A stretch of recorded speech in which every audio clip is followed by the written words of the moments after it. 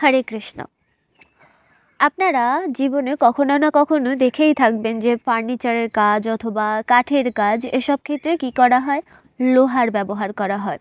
তো তখন কি দেখছেন, যে লোহাটি সোজা থাকে তার উপরে কিন্তু হাতুড়ির প্রয়োগ বেশি করা হয়, তার উপরেই বেশি আঘাত করা হয়। আর যে লোহাটি কাজ করার মাঝখানে কিছুক্ষণ টাকাটাকি করার পরে যখন বেঁকে যায় তখন কি হয়, সেই লোহাটিকে ফেলে দেওয়া হয়। এমনই হয় আমাদের জীবনের ক্ষেত্রে।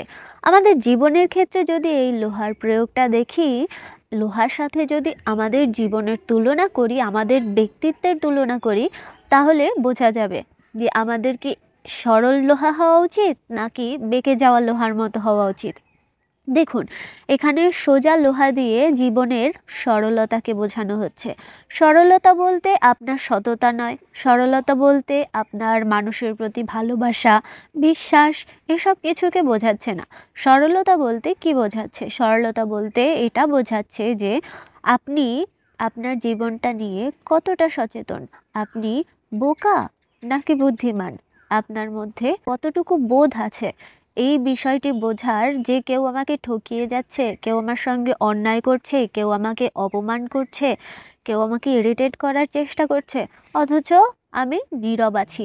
আমার কখন বাক্য প্রয়োগ করতে হবে, আমার কখন শক্তি প্রয়োগ করতে হবে, আমার কখন বুদ্ধি প্রয়োগ করতে হবে, এটি বুঝতে পারছি না।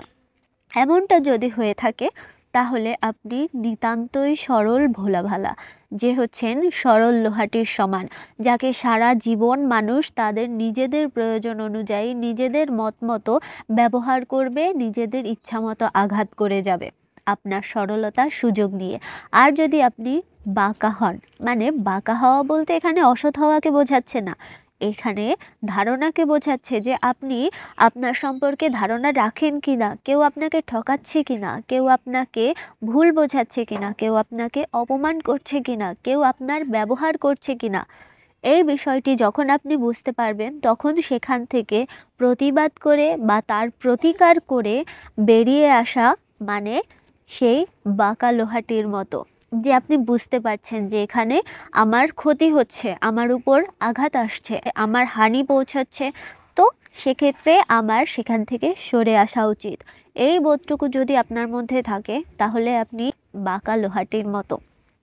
আপনি বিচার করুন, আপনি জীবনে এতটা সরল হবেন যে সারা জীবন আঘাত পেয়ে বাঁচবেন, নাকি সরলতা এবং বুদ্ধি এই দুইয়ের মধ্যে ব্যালেন্স করে চলবেন।